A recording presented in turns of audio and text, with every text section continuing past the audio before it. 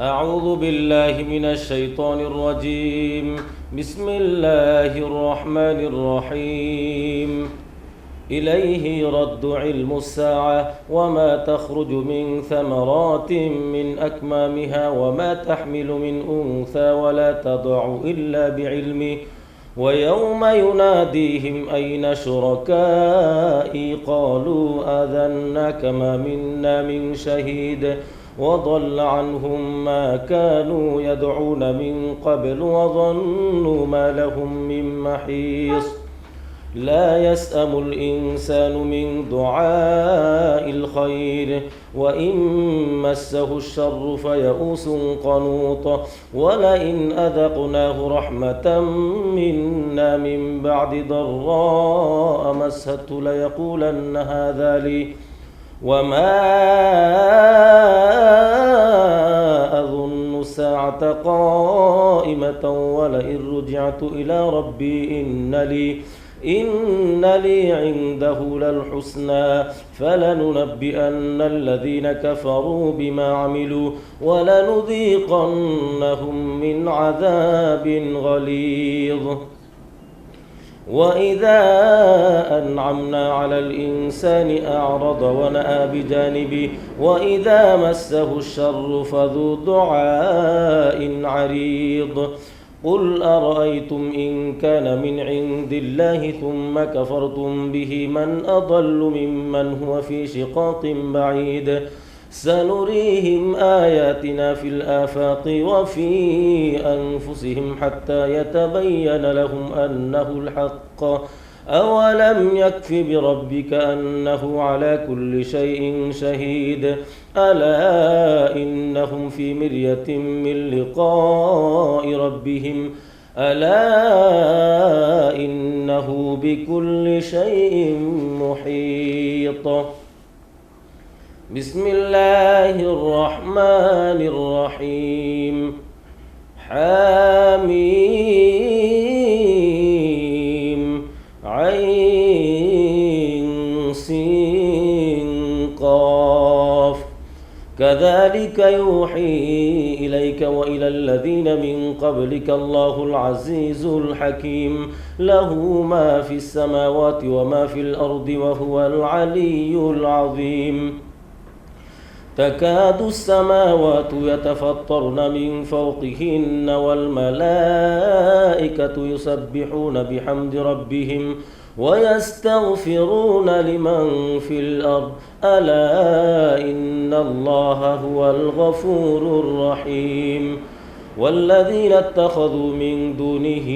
أولياء الله حفيظ عليهم وما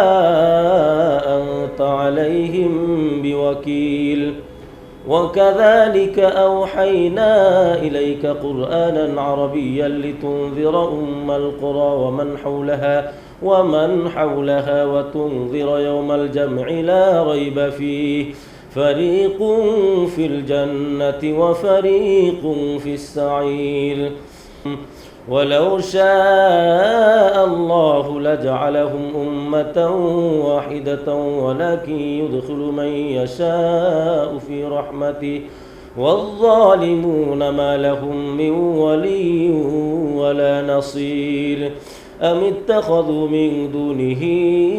أولياء فالله هو الولي وهو يحيي الموتى وهو على كل شيء قدير. وما اختلفتم فيه من شيء فحكمه إلى الله. ذلكم الله ربي عليه توكلت وإليه أنيب. فاطر السماوات والأرض جعل لكم من أنفسكم أزواجا ومن الأنعام أزواجا يذرأكم فيه ليس كمثله شيء وهو السميع البصير. له مقاليد السماوات والأرض يبسط الرزق لمن يشاء ويقدر إنه بكل شيء عليم. شرع لكم من الدين ما وصى به نوحا والذي أوحينا إليك وما وصينا به إبراهيم وموسى وعيسى أن أقيموا الدين ولا تتفرقوا فيه كبر على المشركين ما تدعوهم إليه الله يجتبي إليه من يشاء ويهدي إليه من ينيب وما تفرقوا إلا من بعد ما جاءهم العلم بغيا بينهم ولولا كلمة سبقت من ربك إلى أجل مسمى لقضي بينهم وإن الذين أورثوا الكتاب من بعدهم لفي شك منه مريب فلذلك فادع واستقم كما أمرت ولا تتبع أهواءهم وقل آمنت بما أنزل الله من كتاب وأمرت لأعدل بينكم الله ربنا وربكم لنا أعمالنا ولكم أعمالكم لا حجة بيننا وبينكم الله يجمع بيننا وإليه المصير والذين يحاجون في الله من بعد ما استجيب له حجتهم داحضة عند ربهم وعليهم غضب ولهم عذاب شديد الله الذي أنزل الكتاب بالحق والميزان وما يدريك لعل الساعة قريب يستعجل بها الذين لا يؤمنون بها والذين آمنوا مشفقون منها ويعلمون أنها الحق ألا إن الذين يمارون في الساعة لفي ضلال بعيد الله لطيف بعباده يرزق من يشاء وهو القوي العزيز من كان يريد حرث الآخرة نزد له في حرثه ومن كان يريد حرث الدنيا نؤته منها وما له في الآخرة من نصيب أم لهم شركاء شرعوا لهم من الدين ما لم يأذن به الله ولولا كلمة الفصل لقضي بينهم وإن الظالمين لهم عذاب أليم ترى الظالمين مشفقين مما كسبوا وهو واقع بهم والذين آمنوا وعملوا الصالحات في روضات الجنات لهم ما يشاءون عند ربهم ذلك هو الفضل الكبير ذلك الذي يبشر الله عباده الذين آمنوا وعملوا الصالحات قل لا أسألكم عليه أجرا إلا المودة في القربى ومن يقترف حسنة نزد له فيها حسنا إن الله غفور شكور أم يقولون افترى على الله كذبا فإن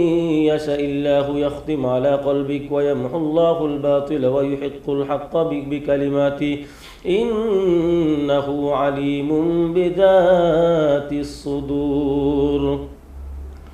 وهو الذي يقبل التوبة عن عباده ويعفو عن السيئات ويعلم ما تفعلون ويستجيب الذين آمنوا وعملوا الصالحات ويزيدهم من فضله والكافرون لهم عذاب شديد ولو بسط الله الرزق لعباده لبغوا في الأرض ولكن ينزل بقدر ما يشاء إنه بعباده خبير بصير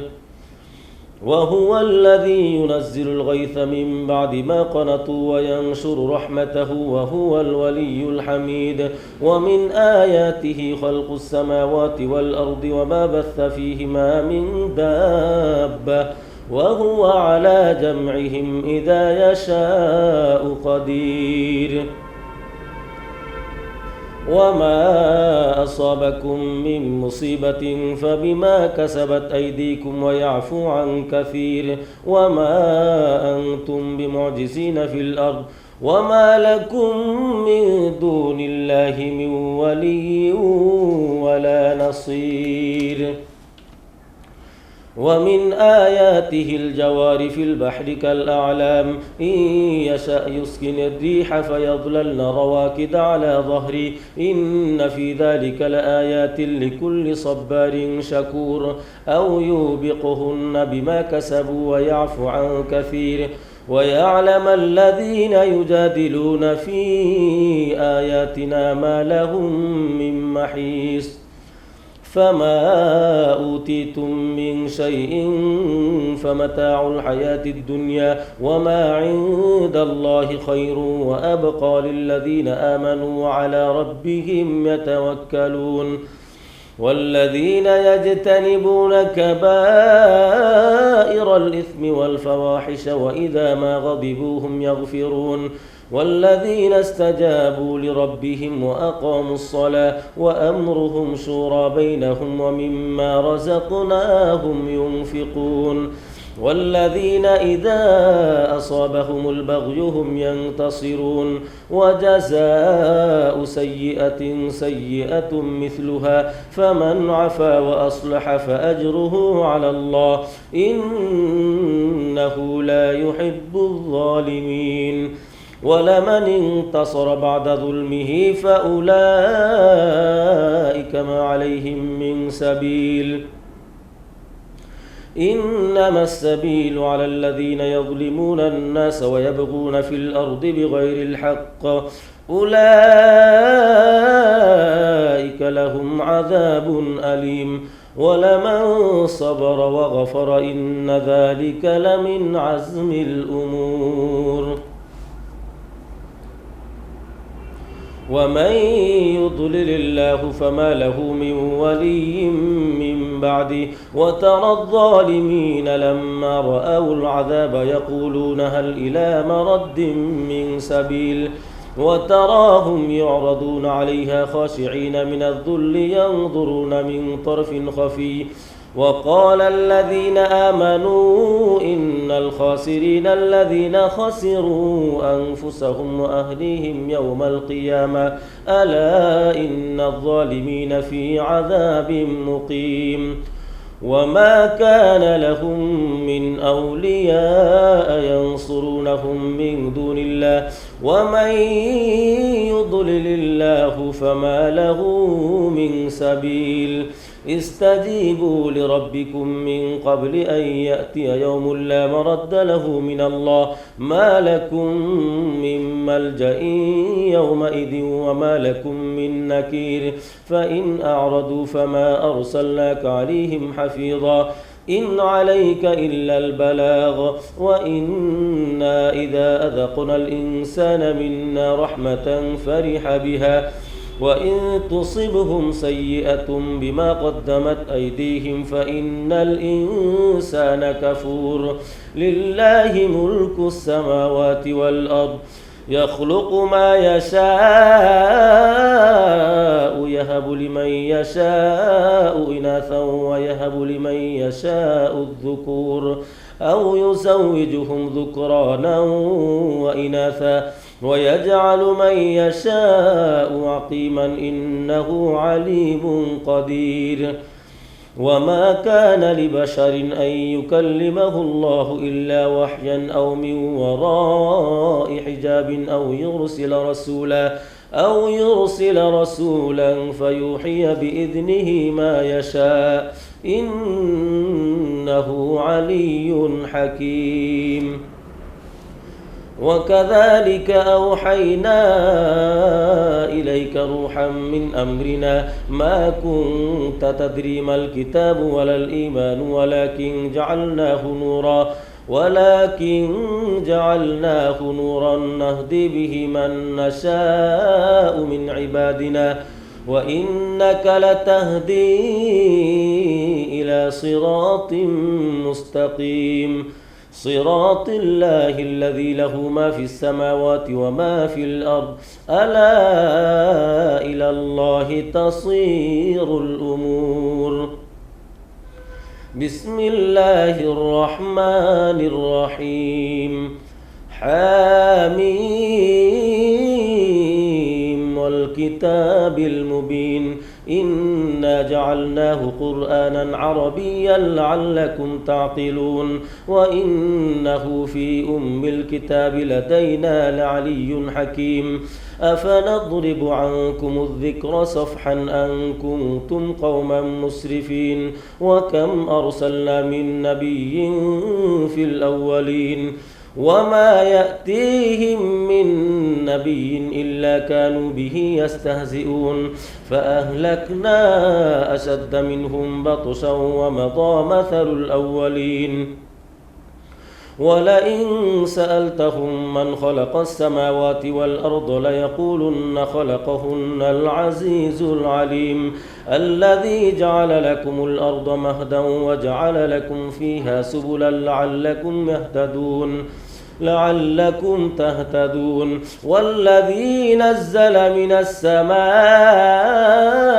ماء بقدر فأنشرنا به بلدة ميتا كذلك تخرجون والذي خلق الأزواج كلها وجعل لكم من الفلك والأنعام ما تركبون لتستووا على ظهوره ثم تذكروا نعمة ربكم إذا استويتم عليه وتقولوا سبحان الذي سخر لنا هذا وما كنا له مقرنين وإنا إلى ربنا لمنقلبون وجعلوا له من عباده جزءا إن الإنسان لكفور مبين أم اتخذ مما يخلق بنات وأصفاكم بالبنين وإذا بشر أحدهم بما ضرب للرحمن مثلا ظل وجهه مسودا وهو كظيم أومن ينشأ في الحلية وهو في الخصام غير مبين وجعلوا الملائكة الذين هم عباد الرحمن إناثا أشهدوا خلقهم ستكتب شهادتهم ويسألون وقالوا لو شاء الرحمن ما عبدناهم ما لهم بذلك من علم إن هم إلا يخرصون أم آتيناهم كتابا من قبله فهم به مستمسكون بل قالوا إنا وجدنا آباءنا على أمة وإنا على آثارهم مهتدون وكذلك ما أرسلنا من قبلك في قرية من نذير إلا قال مترفوها إنا وجدنا آباءنا على أمة وإنا على آثار قال أولو جئتكم بأهدى مما وجدتم عليه آباءكم قالوا إنا بما أرسلتم به كافرون فانتقمنا منهم فانظر كيف كان عاقبة المكذبين وإذ قال إبراهيم لأبيه وقومه إنني براء مما تعبدون إلا الذي فطرني فإنه سيهدين وجعلها كلمة باقية في عقبه لعلهم يرجعون بل متعت هؤلاء وآباءهم حتى جاءهم الحق ورسول مبين ولما جاءهم الحق قالوا هذا سحر وإنا به كافرون وقالوا لولا نزل هذا القرآن على رجل من القريتين عظيم أهم يقسمون رحمة ربك نحن قسمنا بينهم معيشتهم في الحياة الدنيا ورفعنا بعضهم فوق بعض درجات ليتخذ بعضهم بعضا سخريا ورحمة ربك خير مما يجمعون ولولا أن يكون الناس أمة واحدة لجعلنا لمن يكفر بالرحمن لمن يكفر بالرحمن لبيوتهم سقفا من فضة ومعارج عليها يظهرون ولبيوتهم أبوابا وسررا عليها يتكئون وزخرفا وإن كل ذلك لما متاع الحياة الدنيا والآخرة عند ربك للمتقين ومن يعش عن ذكر الرحمن نقيض له شيطانا فهو له قرين وإنهم ليصدونهم عن السبيل ويحسبون أنهم مهتدون حتى إذا جاءنا قال يا ليت بيني وبينك بعد المشرقين فبئس القرين ولن ينفعكم اليوم إذ ظلمتم أنكم في العذاب مشتركون أفأنت تسمع الصم أو تهدي العمي ومن كان في ضلال مبين فإما نذهبن بك فإنا منهم منتقمون أو نرينك الذي وعدناهم فإنا عليهم مقتدرون فاستمسك بالذي أوحي إليك إنك على صراط مستقيم وإنه لذكر لك ولقومك وسوف تسألون واسأل من أرسلنا من قبلك من رسلنا أجعلنا من دون الرحمن آلهة يعبدون ولقد أرسلنا موسى بآياتنا إلى فرعون وملئه فقال إني رسول رب العالمين فلما جاءهم بآياتنا إذا هم منها يضحكون وما نريهم من آية إلا هي أكبر من أختها وأخذناهم بالعذاب لعلهم يرجعون وقالوا يا أيها الساحر ادع لنا ربك بما عهد عندك إننا لمهتدون فلما كشفنا عنهم العذاب إذا هم ينكثون ونادى فرعون في قومه قال يا قوم أليس لي ملك مصر وهذه الأنهار تجري من تحتي أفلا تبصرون أم أنا خير من هذا الذي هو مهين ولا يكاد يبين فلولا ألقي عليه أسورة من ذهب أو جاء معه الملائكة مقترنين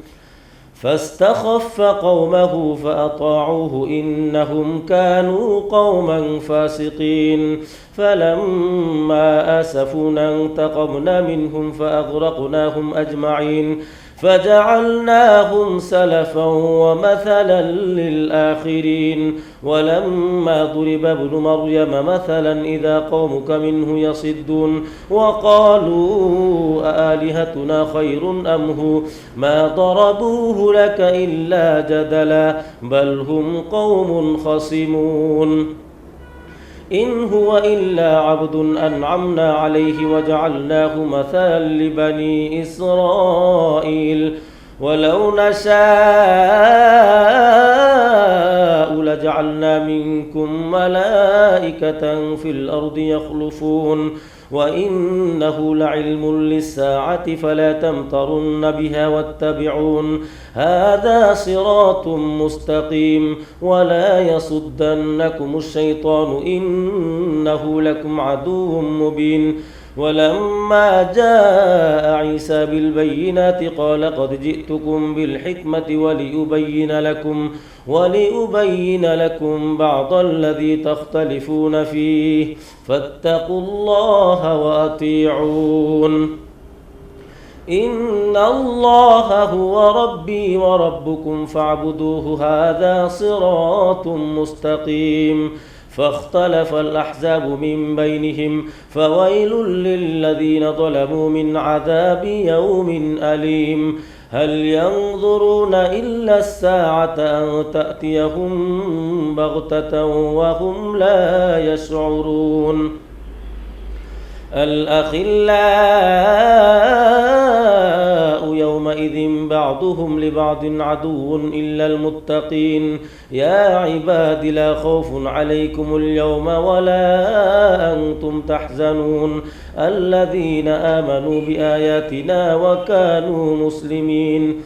ادخلوا الجنة أنتم وأزواجكم تحبرون يطاف عليهم بصحاف من ذهب وأكواب وفيها ما تشتهيه الأنفس وتلذ الأعين وأنتم فيها خالدون وتلك الجنة التي أورثتموها بما كنتم تعملون لكم فيها فاكهة كثيرة منها تأكلون إن المجرمين في عذاب جهنم خالدون لا يفتر عنهم وهم فيه مبلسون وما ظلمناهم ولكن كانوا هم الظالمين ونادوا يا مالك ليقض علينا ربك قال إنكم ماكثون لقد جئناكم بالحق ولكن أكثركم للحق كارهون أم أبرموا أمرا فإنا مبرمون أم يحسبون أنا لا نسمع سرهم ونجواهم بلى ورسلنا لديهم يكتبون قل إن كان للرحمن ولد فأنا أول العابدين سبحان رب السماوات والأرض رب العرش عما يصفون فذرهم يخوضوا ويلعبوا حتى يلاقوا يومهم الذي يوعدون وهو الله في السماء إله وفي الأرض إله وهو الحكيم العليم وتبارك الذي له ملك السماوات والأرض وما بينهما وعنده علم الساعة وإليه ترجعون ولا يملك الذين يدعون من دونه الشفاعة إلا من شهد بالحق وهم يعلمون ولئن سألتهم من خلقهم ليقولن الله فأنى يؤفكون وقيله يا رب إن هؤلاء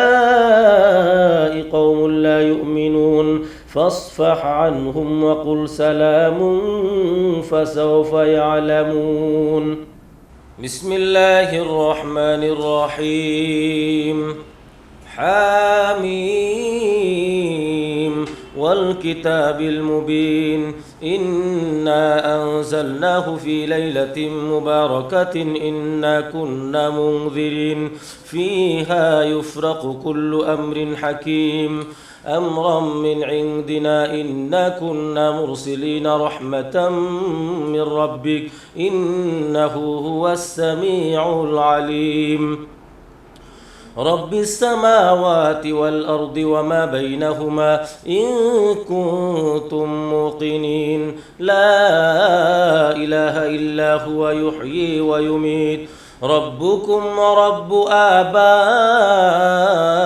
الأولين بل هم في شك يلعبون فارتقب يوم تأتي السماء بدخان مبين يغشى الناس هذا عذاب أليم ربنا اكشف عنا العذاب إنا مؤمنون أنى لهم الذكرى وقد جاءهم رسول مبين ثم تولوا عنه وقالوا معلم مجنون إنا كاشف العذاب قليلا إنكم عائدون يوم نبطش البطشة الكبرى إنا منتقمون ولقد فتنا قبلهم قوم فرعون وجاءهم رسول كريم أن أدوا إلي عباد الله إني لكم رسول أمين وأن لا تعلوا على الله إني آتيكم بسلطان مبين وإني عذت بربي وربكم أن ترجمون وإن لم تؤمنوا لي فاعتزلون فدعا ربه أن هؤلاء قوم مجرمون فأسر بعبادي ليلا إنكم متبعون واترك البحر رهوا إنهم جند مغرقون كم تركوا من جنات وعيون وزروع ومقام كريم ونعمة كانوا فيها فاكهين كذلك وأورثناها قوما آخرين فما بكت عليهم السماء والأرض وما كانوا منظرين ولقد نجينا بني إسرائيل من العذاب المهين من فرعون إنه كان عاليا من المسرفين ولقد اخترناهم على علم على العالمين وآتيناهم من الآيات ما فيه بلاء مبين إن هؤلاء ليقولون إن هي إلا موتتنا الأولى وما نحن بمنشرين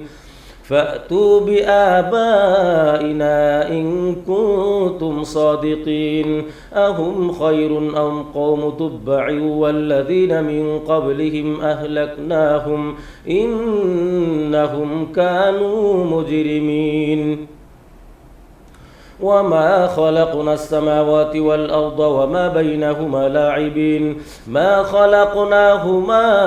إلا بالحق ولكن أكثرهم لا يعلمون إن يوم الفصل ميقاتهم أجمعين يوم لا يغني مولى عن مولى شيئا ولا هم ينصرون إلا من رحم الله إنه هو العزيز الرحيم إن شجرة الزقوم طعام الأثيم كالمهل يغلي في البطون كغلي الحميم خذوه فاعتلوه إلى سواء الجحيم ثم صبوا فوق رأسه من عذاب الحميم ثم صبوا فوق رأسه من عذاب الحميم ذق إنك أنت العزيز الكريم إن هذا ما كنتم به تمترون إن المتقين في مقام أمين في جنات وعيون يلبسون من سندس واستبرق متقابلين كذلك وزوجناهم بحور عين يدعون فيها بكل فاكهة آمين لا يذوقون فيها الموت إلا الموتة الأولى ووقاهم عذاب الجحيم فضلا من ربك ذلك هو الفوز العظيم فإنما يسرناه بلسانك لعلهم يتذكرون فارتقب إنهم مرتقبون بسم الله الرحمن الرحيم حميم تنزيل الكتاب من الله العزيز الحكيم إن في السماوات والأرض لآيات للمؤمنين وفي خلقكم وما يبث من دابة آيات لقوم يوقنون واختلاف الليل والنهار وما أنزل الله من السماء من رزق فأحيا به الأرض بعد موتها وتصريف الرياح آيات لقوم يعقلون تلك آيات الله نتلوها عليك بالحق فبأي حديث بعد الله وآياته يؤمنون ويل لكل أفاك أثيم يسمع آيات الله تتلى عليه ثم يصر مستكبرا كأن لم يسمعها فبشره بعذاب أليم وإذ علم من آياتنا شيئا اتخذها هزوا أولئك لهم عذاب مهين من ورائهم جهنم ولا يغني عنهم ما كسبوا شيئا ولا ما اتخذوا من دون الله أولياء ولهم عذاب عظيم هذا هدى والذين كفروا بآيات ربهم لهم عذاب من رجس أليم الله الذي سخر لكم البحر لتجري الفلك فيه بأمره ولتبتغوا من فضله ولعلكم تشكرون وسخر لكم ما في السماوات وما في الأرض جميعا منه إن في ذلك لآيات لقوم يتفكرون قل للذين آمنوا يغفروا للذين لا يرجون أيام الله ليجزي قوما بما كانوا يكسبون من عمل صالحا فلنفسه ومن أساء فعليها ثم إلى ربكم ترجعون ولقد آتينا بني إسرائيل الكتاب والحكم والنبوة ورزقناهم من الطيبات وفضلناهم على العالمين وآتيناهم بينات من الأمر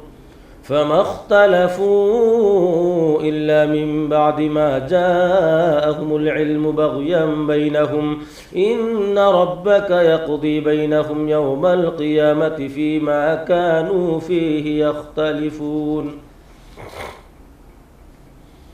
ثم جعلناك على شريعة من الأمر فاتبعها ولا تتبع أهواء الذين لا يعلمون إنهم لن يغنوا عنك من الله شيئا وإن الظالمين بعضهم أولياء بعض والله ولي المتقين هذا بصائر للناس وهدى ورحمة لقوم يوقنون أم حسب الذين اجترحوا السيئات أن نجعلهم كالذين آمنوا وعملوا الصالحات سواء محياهم ومماتهم ساء ما يحكمون وخلق الله السماوات والأرض بالحق ولتجزى كل نفس بما كسبت وهم لا يظلمون أفرأيت من اتخذ إلهه هواه وأضله الله على علم وختم على سمعه وقلبه وجعل على بصره غشاوة فمن يهديه من بعد الله أفلا تذكرون وقالوا ما هي إلا حياتنا الدنيا نموت ونحيا وما يهلكنا إلا الدهر وما لهم بذلك من علم إن هم إلا يظنون وإذا تتلى عليهم آياتنا بينات ما كان حجتهم إلا أن قالوا ائتوا بآبائنا إن كنتم صادقين قل الله يحييكم ثم يميتكم ثم يجمعكم إلى يوم القيامة لا ريب